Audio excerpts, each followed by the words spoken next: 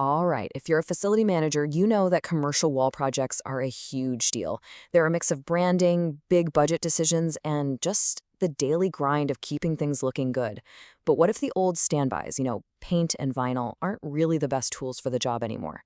Let's dive into how to get beyond that and find something that actually performs. So, let's be honest for a second. Think back to your last big wall project. Was it a dream? Or was it a bit of a nightmare? I'm talking about the disruption, the fumes that just won't go away.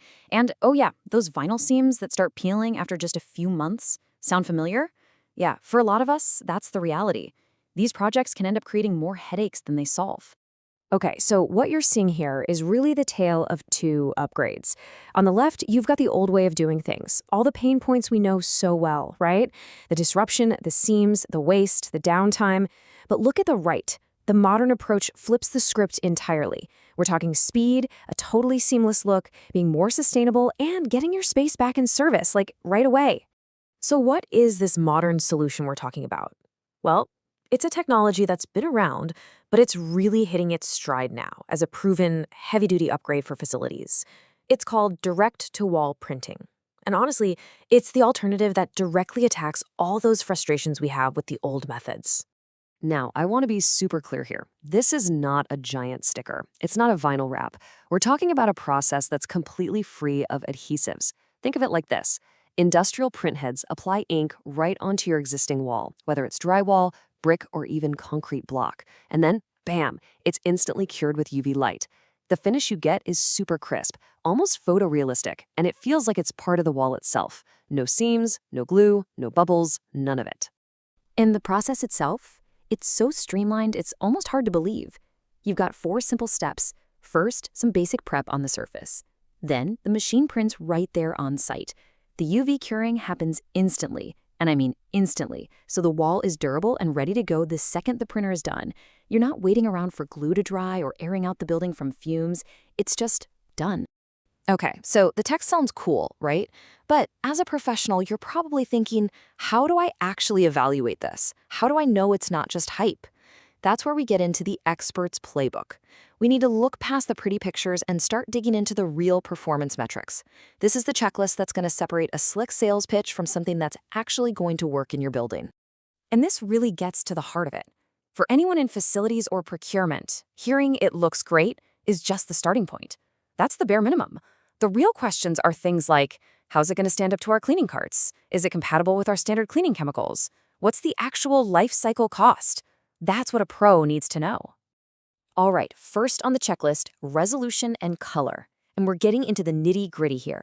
You should be looking for a pixel density that keeps everything sharp from a normal distance.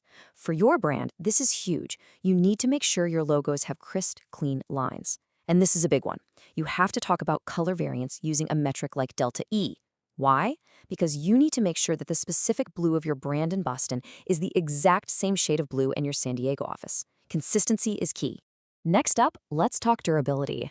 This is where the rubber really meets the road for a wall solution. Can it handle getting banged up by carts and chairs? Will your standard cleaning agents damage it? But honestly, the biggest game changer here is the fact that there are no seams. Think about it. That's the #1 point of failure for vinyl.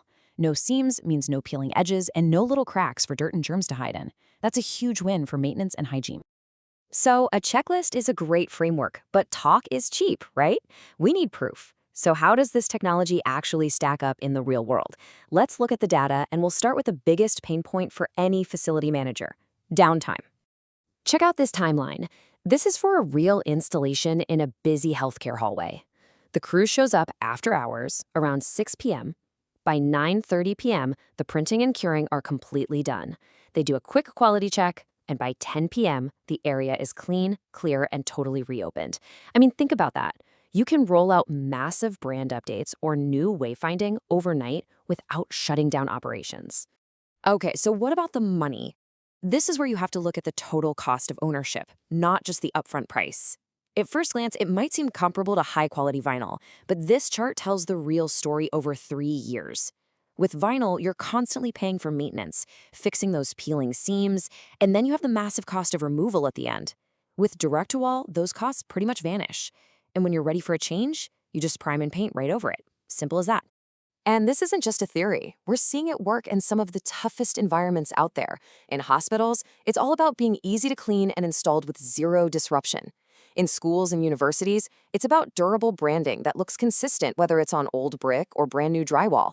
And for corporate offices, it's a way to tell your brand story at a huge scale with incredible detail. All right, so let's say you're convinced. The technology has potential. The final and maybe most important piece of the puzzle is picking the right partner to do the work. So let's get into the action plan, how you can properly vet a vendor to make sure you actually get the performance we've been talking about. Listen, before you sign on the dotted line for any major wall project, you and your team need to be ready with some very specific, very tough questions. This is how you'll tell the difference between a real expert and someone who just went out and bought a fancy printer. First things first, get technical with them. Ask them straight up, what are your Delta E color tolerance targets? How do you actually verify the resolution on site, not just on a paper proof? Can I see your QA checklist for sign-off? And dig into the warranty. What does it really cover when it comes to fading or adhesion?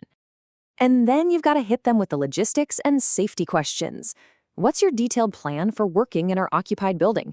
How are you going to manage dust containment, noise, and any odors? How are you protecting our fire exits and egress routes?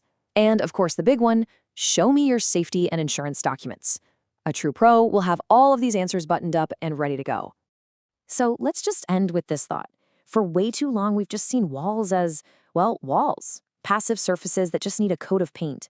But what if we started thinking about them as strategic assets? What if your walls could become your most functional, most durable, and frankly, most impactful communication tool? A tool that weaves your brand, your wayfinding, and your culture right into the architecture of the building itself. Now that is the real potential we're talking about. Thanks for tuning in.